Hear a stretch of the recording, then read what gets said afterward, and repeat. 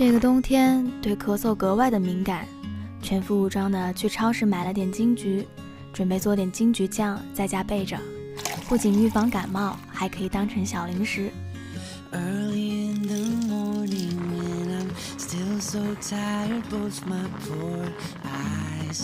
熬好的金桔酱有很浓郁的金桔香，搭配柠檬，酸酸甜甜的，很爽口。